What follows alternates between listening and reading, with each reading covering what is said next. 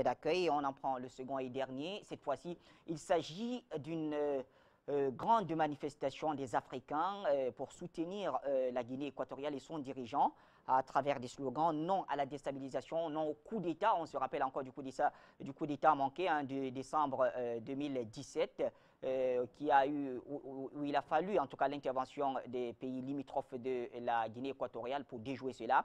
Les Africains de la diaspora disent également non à cette manipulation à travers la question des BMA, les biens mal acquis, et bien sûr la restitution de l'avion présidentiel confisqué jusqu'ici en Suisse. Eh bien, on va prendre un court extrait de cette manif et on revient juste après pour les interventions de Célestin Djamène et François Bikoro.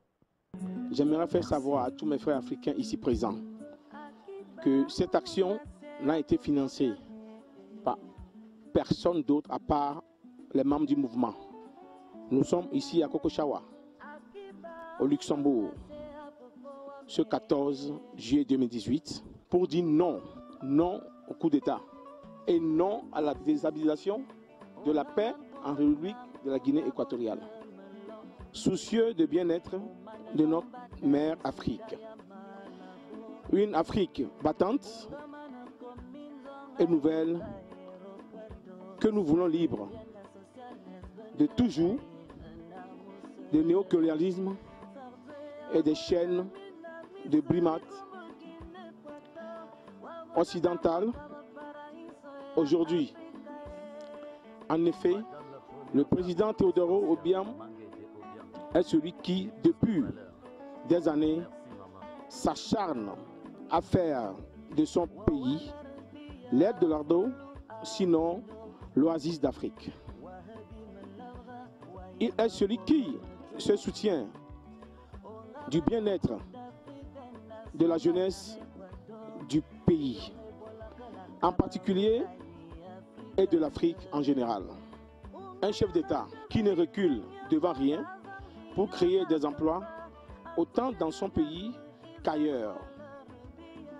Un chef d'État qui n'est pas prêt à se laisser corrompre par l'Occident, car l'intellectuel de son État a choisi de faire bénéficier au peuple de la richesse minière qui a été offerte à leur sous-sol par la nature et d'ainsi développer son pays afin que les fils et filles de la Guinée équatoriale en particulier et de l'Afrique en général n'aient rien à envier à l'Occident. Je viens en fait pour vous dire encore que ce président, lors du cyclone Katrina aux États-Unis, a donné 500 000 aux Américains.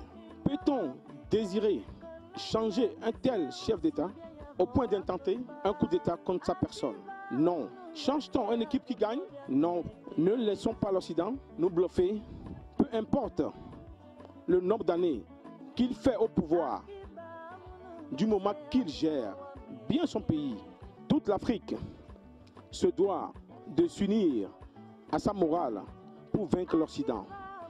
Car si la plupart des chefs d'État d'Afrique suivaient son exemple en ce qui concerne la gestion des patrimoines nationaux, l'Afrique serait de très loin plus développée que l'Occident, car, dit-on, un peuple et son exécutif et son législatif sont à l'image d'une femme et de son mari et de leur enfant. Quand un tiers commence par s'ingérer dans une famille, c'est pour la détruire.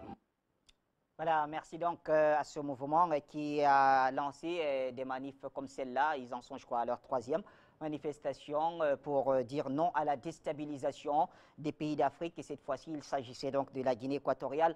François Bikoro, pour vous qui connaissez très bien ce pays, on croyait tout simplement que les soutiens aux dirigeants de la Guinée équatoriale, le fait de dire non à la déstabilisation ne concernait que les Africains du continent. Aujourd'hui que la diaspora prend les choses en main, comment est-ce que vous réagissez à cela?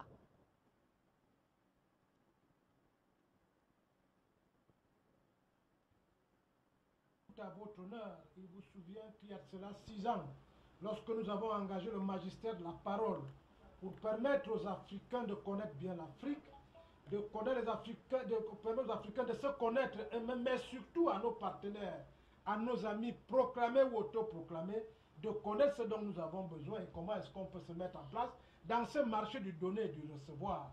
Cette civilisation universelle à laquelle chacun ne doit aller au marché qu'avec la hôte qui appartient à sa famille. Malheureusement, vous allez le constater, on n'avait pas compté sur des pays qui n'étaient pas dans le giron du concert des nations. Pour bien comprendre ce qui se passe en Guinée équatoriale, il faut en maîtriser non seulement les personnages, mais surtout la situation. Voilà moi un pays qui, a de cela quelques années, avait été présenté par la mère patrie qu'on appelle l'Espagne, comme étant cet océan de misère, qui en réalité, on leur avait dit, comme on a dit aussi en RCA, nous en viendrons certainement à une autre émission, comment Dieu pouvez-vous croire que le Nigeria, voisin de la Guinée équatoriale, pays pétrolier, le Cameroun, pays pétrolier, le Gabon, pays pétrolier, et on a fait croire aux Équato-Guinéens du temps de Mathias Nguema qu'il était impossible qu'ils aient la chance d'avoir le pétrole en leur sein. Jusqu'à la libération, puisque je parle de personnages, de l'arrivée de Biangem Mbazoua, le lieutenant-colonel de Biangem Mbazoua, qui a décidé de se dire, il est allé chez les Blancs, comme le fut en son temps Oumniobé, tous les tirailleurs sénégalais qui sont allés se rendre à l'évidence que le Blanc pleure, le Blanc vole, le Blanc pille, le Blanc est un menteur, c'est un manipulateur, lui il a revu la Bible, il a revu le Coran. Quand ils sont rentrés au Biangem Mbazoua, il a dit à ses frères, ce n'est pas possible que l'on soit au milieu de pays aussi pétrolifères et pétroliers et qu'il soit impossible qu'on nous dise que nous aussi on peut être un pays pétrolier. Il a donc décidé de casser la baraque pour utiliser l'expression en cours en Afrique. Et c'est comme ça qu'à partir de 1979, on se rend à l'évidence qu'en réalité, la Guinée équatoriale est un désastre pétrolier, comme la RDC est un désastre minier. Obiangem Mbazoua, tirant les leçons de la malchance du pétrole, qui est celle du Cameroun, celle du Gabon, celle de tous les pays pétroliers d'Afrique, qui se contentaient de jouir du matériel de transposition qui venait de l'Occident au lieu de construire leur pays. Obiangem Mbazoua se dit donc, il est mieux, comme je suis le dernier, dans cette conglomérat de pays pétroliers qui n'ont pas investi, qui n'ont pas développé, qui n'ont mis aucune industrie pour permettre à leur pays, à leur peuple de sortir de l'ornière de la colonisation, je vais donc tirer les leçons. Comme je suis un pays hispanisant, je décide de m'arrimer à mes frères de la sous-région. C'est comme ça que ce pays devient un pays francophone, hispanisant et surtout à culture fan. C'est important de le souligner parce que le débat qui a cours dans notre pays est un débat de francophones et d'anglophones. Là-bas, ils ont dit nous sommes fang, nous sommes boubi. Donc les deux premières langues officielles de ce pays sont le fang et le boubi. C'est important parce que ça permet un enracinement culturel. Mais ce n'est pas là le problème. Obiangem Mbazoua décide donc, lorsque le boom pétrolier arrive dans son pays, de dire je ne ferai pas comme Aïdjo, comme M. Biya, je ne ferai pas comme Bongo 1, Bongo 2, je ne ferai pas comme tous ces pays qui ont eu le pétrole et qui ont simplement enrichi les pays qui ont découvert le pétrole. Obiangem Mbazoua ne va pas au FMI, ne va pas à la Banque mondiale, décide que toutes les royalties du pétrole seront enterrées en Guinée équatoriale. Parce que la Banque mondiale et le FMI dit il faut aller garder l'argent en Europe pour les générations futures. Vous comprendrez pourquoi, parce que les biens mal acquis dont vous faites allusion, c'est l'argent des Africains que Bongo allait mettre en Europe, que tous les présidents sont allés mettre en Europe. Le lendemain, quand il dit renvoyer l'argent pour construire mon pays, on lui dit c'est un bien mal acquis. Obiangem Mbazoua irradie l'ensemble de la Guinée équatoriale. Des routes, d'autoroutes, des dispensaires, des écoles, d'universités, de tout ce que pour les 50 prochaines années, aucun dirigeant de Guinée équatoriale n'aura plus besoin d'implanter. C'était là le début de sa malchance. Ces pays où on leur avait dit qu'il faut seulement danser, la bakouya, la nuit tombée dans les haciendas des Espagnols, devient donc un danger pour la politique néocoloniale et coloniale, qui consiste à faire que les 50% de nos avoirs aillent à l'extérieur. Obiangem Mbazoua casse la baraque au niveau de la BEAC, il casse la baraque au niveau de l'UDEAC, ça devient la CEMAC. Il dit que ce n'est pas normal que 4 petits Français gèrent nos avoirs, alors qu'ils ne sont ni membres du Conseil, ni rien. Il vous souvient que jusqu'au jour d'aujourd'hui, ces bandits de grand chemin qui avaient pris l'argent de la CEMAC pour aller mettre dans les paradis fiscaux, ils n'ont jamais été arrêtés en France. Là n'est pas le débat. Le débat donc c'est que quelqu'un qui n'est pas du giron France-africain, quelqu'un qui n'a rien à voir avec la France, quelqu'un qui paye cash tous les marchés de Razel, Satom et tout en Guinée équatoriale comme il le fait avec les autres. Le seul mal, c'est qu'Obiang m'avait dit, si en concurrence égale, s'il y a un des équato-guinéens qui est un ingénieur, c'est lui qui travaille d'abord. S'il n'y a pas un ingénieur équato-guinéen, c'est un ingénieur de la CEMAC. S'il n'y a pas un ingénieur de la CEMAC, c'est un ingénieur africain. Et à la fin, on prend donc l'ingénieur européen. Les affaires Orange, je n'aime pas beaucoup en parler. Les affaires Total, je n'aime pas beaucoup en parler. Je préfère me poser la question de savoir, lorsqu'un Africain décide sur la base de ses études d'aller chercher giron dans les places internationales de la finance, comment comprendre donc qu'un pays comme la France, qui avait déjà dit que Bongo bien mal acquis, alors que tout le monde sait que le Gabon est un département français d'outre-mer. On a dit Congo bien mal acquis, alors que tout le monde sait que le vrai président du Congo-Brazzaville à son temps, c'était le Total Fina Elf. Comment comprendre qu'un type qui n'était pas dans ces girons se retrouve subitement? Eh bien, c'est parce que les Occidentaux ne veulent pas que l'on sache que la malédiction instituée du pétrole peut se renverser contre eux. Les Occidentaux n'aiment pas que quand tu gagnes les papiers hygiéniques qu'on appelle franc CFA, que tu investis dans ton pays. Obiangema avait donc compris cela, qui, une fois qu'il a mis le développement en place, il a envoyé ses enfants dans les meilleures universités américaines, européennes, pour venir construire son pays, la Guinée équatoriale. Mais plus grave, il savait très bien que ses frères, qui avaient fui la colonisation dure, rude et pure espagnole, qui les remettaient au niveau de l'esclavage inutile, il savait que ses frères, lorsqu'ils vont rentrer au pays, ils seront dépaysés. Il a mis ce qu'on appelle dialogue national inclusif et déterminant. Nous en étions au 5e dialogue, il y a de cela 3 semaines. Depuis 1979, chaque 5 ans, la Guinée équatoriale s'arrête pour permettre aux enfants de Guinée équatoriale de bien penser le développement de Guinée équatoriale. Mais on avait oublié la détermination de l'Occident à remettre en cause cela. Tentative d'assassinat, coup d'État manqué, ça part de Zimbabwe, ça part de ceci. Jusque-là, la détermination des Africains et de la Guinée équatoriale, qui est déjà un pays ancré dans sa propre histoire, a empêché qu'Obiang Mbazo et ses frères soient assassinés. C'est comme ça qu'on sort donc cette histoire de bien mal acquis. Est-ce que la France a vraiment besoin d'un avion? Est-ce que la France a besoin d'une chambre louée par le vice-président de Guinée équatoriale pour se l'arracher? On a donc créé les ONG et tout ce qu'on veut, mais ils n'avaient pas compté sur la détermination de la nouvelle génération des Africains dont nous constituons, qui refusent et qui refutent que chaque fois qu'il y a une situation, que nous soyons abreuvés de la manipulation, que nous soyons abreuvés des tentatives de déstabilisation de nos pays. Je me réjouis qu'après donc la grande marche des Équato-Guinéens à laquelle vous avez assisté à Afrique Média, et dont j'étais l'un des prominiteurs, puisque j'étais devant pour marcher contre l'ingérence de la France en Guinée équatoriale, on nous avait dit c'est circonstancié, c'est circonscrit au niveau de la Guinée équatoriale.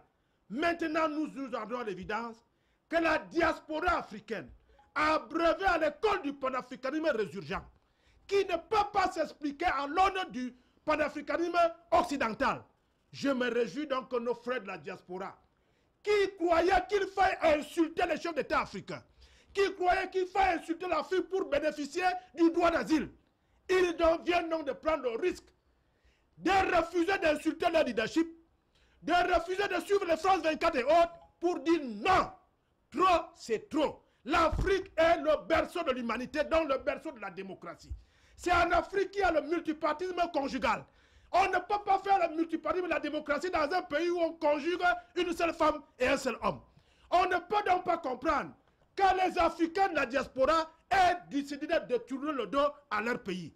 Réjouissons-nous que nos frères, c'est ce que fit en son temps Israël et les Juifs.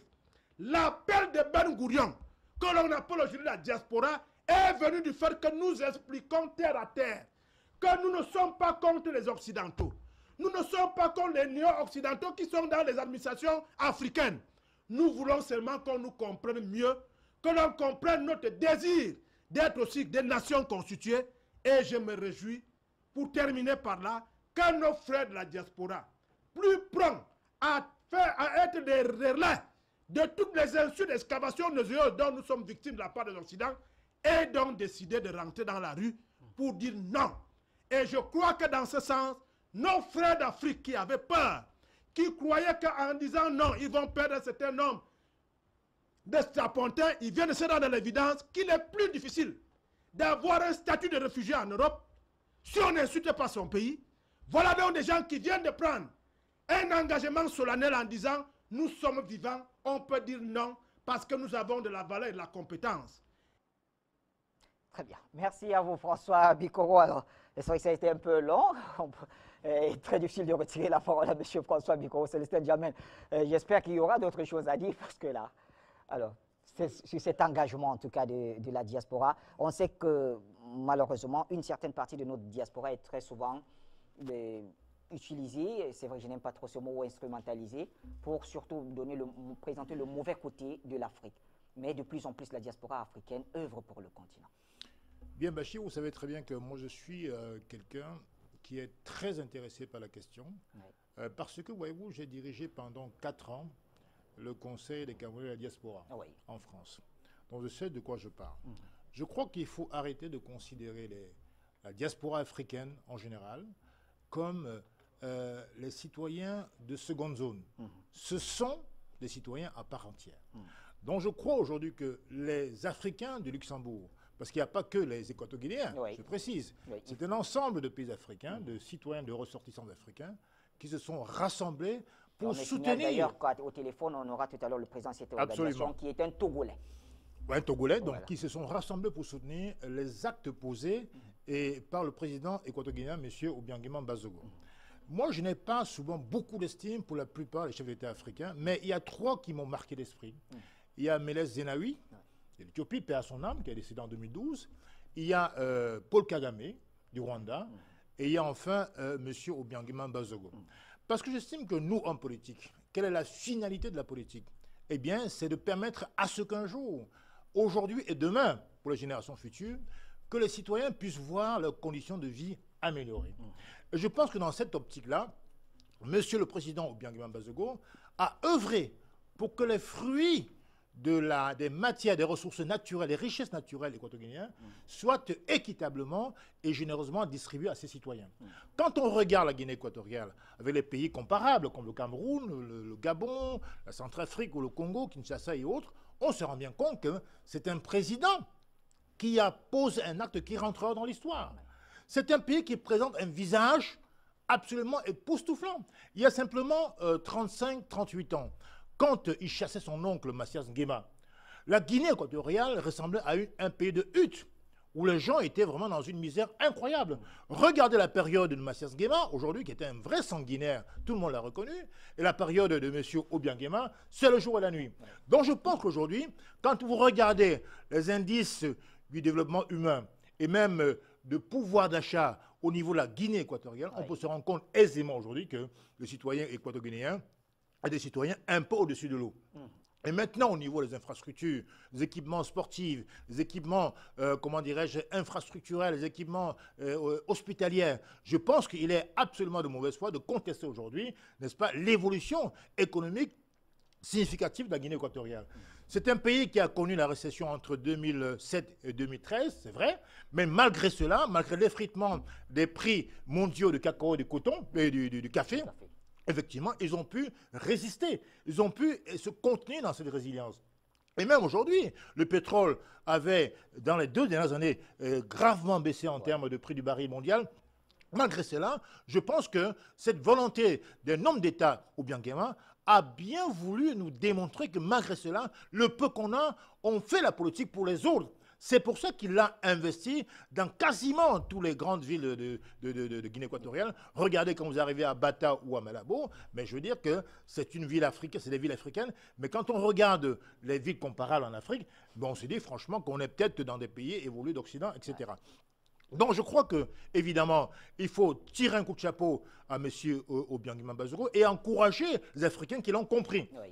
Et c'est la raison pour laquelle, alors en Occident, au Luxembourg et partout ailleurs, ils essaient d'encourager, pas seulement Obiangema Bazogo, mais que d'autres chefs d'État africains qui ont la chance d'avoir un sous-sol assez riche puissent en faire profiter, n'est-ce pas, leur mais il faut voir que bien sûr, regardez par exemple le cas du Cameroun, qui est un pays qui est immensément riche de ses ressources matérielles, naturelles. Nous avons le diamant, nous avons, comment dirais-je, de l'or, nous avons la bauxite, le fer de Malam, mais tout cela est concédé quasiment à des multinationales étrangères, notamment les Sud-Coréens et les Chinois. Ce n'est pas normal. Et puis, dans la vie quotidienne, c'est la misère, il n'y a pas de route, il n'y a quasiment pas d'hôpitaux, et c'est absolument époustouflant. Donc moi je dis qu'aujourd'hui, quand on regarde la trajectoire de M. Obiangema Bazogo, même s'il est souvent accusé de manque de démocratie, il est clair qu'aujourd'hui, il a décidé dans les 3 prochaines années de ne pas briguer, n'est-ce pas, un énième mandat. Donc en vérité, je crois que la Guinée équatoriale nous parle, moi je parle en tant que Camerounais, même si l'Afrique c'est mon avenir, mais c'est vrai qu'aujourd'hui, on ne peut pas ne pas en tirer des leçons. Donc il est important aujourd'hui de savoir que ce qui se passe en Guinée équatoriale, c'est simplement une leçon pour tous ceux qui s'engagent en politique. La politique, c'est la plus haute expression de la charité humaine. C'est ça qu'on doit comprendre. Quand nous nous engageons, c'est pour servir quand même. C'est un métier qui est compliqué, qui est difficile, dont on doit comprendre que la chance que Dieu nous a donnée de pouvoir être choisi pour ceux qui sont aux affaires par les concitoyens, il faut le rétrocéder en termes de réinvestissement dans tout le pays, en termes de ressources économiques, en termes de matières scolaires, éducationnelles, etc., etc. Voilà, c'est pour ça que nous sommes chaque fois sur Afrimédia pour essayer de faire comprendre que la première chose pour l'Africain, c'est la conscientisation. Il faut prendre conscience qu'on a un continent à relever ensemble. Et donc, quand un chef d'État africain pose cet acte-là, ça peut avoir des répercussions continentales. Et nous, ici, quand on essaie de débattre sur les questions, effectivement, politiques, de panafricanisme, de géostratégie, de géopolitique générale, il faut encourager tous les dirigeants qui ont à cœur de vouloir relever le continent africain par les actes qu'ils posent déjà au niveau de leurs concitoyens. Parce qu'aujourd'hui, par exemple, en Afrique centrale, nous parlons de quoi? De l'intégration sous-régionale. En Afrique de l'Ouest, c'est la CEDEAO, la CEAC, la CEMAC. Eh bien, il faut déjà montrer l'exemple chez soi qu'on est capable, n'est-ce pas, de redistribuer, de donner un peu de sourire, un peu de bonheur à ses concitoyens. Donc, c'est la raison pour laquelle moi, je continue de penser que au-delà des considérations électorales qui me semblent aussi importantes, parce qu'en vérité, si on ne pratique pas la transparence électorale, on ne saura pas choisir le bon dirigeant. Moi, je suis d'avis de penser qu'aujourd'hui, comme demain d'ailleurs, il faudra choisir les dirigeants panafricanistes. Parce que nous sommes dans une période d'évolution, d'intégration, pas seulement sous-régionale, mais mondiale. L'Afrique est très faible face aux mastodontes internationaux, l'Union européenne, l'Union asiatique, l'Union nord-américaine. Donc il est impératif que vraiment, il y ait des hommes capables de relever ce défi moral d'abord et de savoir qu'ils ont un défi à relever depuis qu'on a eu des prédécesseurs comme le Cheikh Anta Diop, le Kwame Nkrumah qui ont conceptualisé le réveil de l'Afrique. Merci Célestin Jamel. Alors, dernière intervention cette fois-ci sur ce sujet. Je vois qu'Elad, vous voulez aussi dire un mot. On revient Elad, le temps de libérer celui que nous avons mis en attente, bien sûr, le président de cette organisation qui a présenté sa manifestation au Luxembourg, M. Edem Aguiar. Bonsoir Edem Aguiar, vous êtes au téléphone. En quelques mots, qu'est-ce qui vous a motivé, bien sûr, à faire cette manifestation de soutien pour dire non à la déstabilisation en Guinée équatoriale? Allô? Oui, bonsoir M. Edem. Allô, M. Bachir, oui. Voilà, merci. Je vous écoute. Alors, merci d'être là. Je disais en quelques mots, qu'est-ce qui vous a motivé de lancer cette opération de soutien aux autorités équato-guinéennes afin de dire non à la déstabilisation dans ce pays? Oh, ben, vous savez, la Guinée équatoriale, il y a, bon, si vous voulez, effectivement, c'est un chef d'État que nous suivons depuis longtemps. Par exemple, il a sauvé la Coupe des Nations, la Coupe d'Afrique des Nations, qu'il a sauvé normalement, qui devait se délocaliser pour aller se jouer en Asie. Il les a déjà sauvés. Ça, c'est un acte à saluer de sa part. Il a aussi, si vous voulez, aidé la cyclone Katrina des Américains, la plus grande puissance mondiale. Il les a déjà aidés à peu près de $500 000. On a vu ce qu'il a fait en Haïti, en dehors de son pays. 2 millions de dollars, le tsunami, 2 millions de dollars. Pourquoi on peut essayer de déstabiliser un pays, un chef d'État comme ça qui fonctionne, qui travaille bien pour son pays ainsi? Pourquoi on peut faire ça? Alors, Donc, et quand vous organisez une telle manifestation, alors je vous ai entendu dans l'élément oui. qui est passé dire que vous n'avez eu, votre mouvement n'a été financé par personne, c'est une initiative personnelle des membres de votre organisation. C'est effectivement notre initiative personnelle. Parce que, pourquoi d'abord, nous disons qu'effectivement, on n'a pas été financé ni par une institution diplomatique ni politique. C'est vrai que je ne suis pas de Guinée équatoriale, mais effectivement, on n'a pas besoin d'être guinéen pour lutter pour la Guinée et pour l'Afrique en général. Alors, une dernière question. Nous sommes au service de toutes les Africains et à tous les chefs d'État qui posent des bons actes. Et bien sûr, une dernière question, justement, ça allait dans ce sens-là. Je voulais justement savoir si vous vous limitez seulement au soutien à la Guinée équatoriale, est-ce que votre mouvement soutient également les actes posés par d'autres dirigeants sur le continent? Mais effectivement, il y a par exemple le cas de Sassou Nguesso. On a déjà soutenu le fils, il y a quelque chose qui est fait pour lui. Et il a une fondation qui s'appelle le Processus d'Avenir. Il aide beaucoup les enfants, il les envoie à l'étranger pour étudier. On le soutient, malgré qu'on sait que il y a certains chefs d'État qui ont une passée tumultueuse, mais qui essaie de se racheter, comme le cas de Sassou Nguesso. C'est quelqu'un qu'on salue beaucoup parce que son pays est très bien gouverné maintenant. Il a une bonne gouvernance. On salue la gouvernance de Sassou Nguesso pour les Congolais. On salue aussi le Mali, le président sortant du Mali. On a aussi quelque chose sur lui qui est prévu.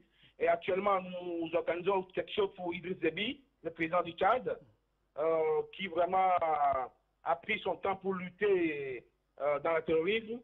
Et vraiment, c'est un acte aussi à saluer. Donc, en tant que panafricains, nous sommes vraiment derrière tous les chefs d'État. Voilà. Il est vrai que nos chefs d'État, il y a des fois qui prennent des décisions qui ne sont pas toujours bonnes, mais ils sont souvent liés aussi par des accords qui les obligent, voilà, dans le sens là. Okay. Merci.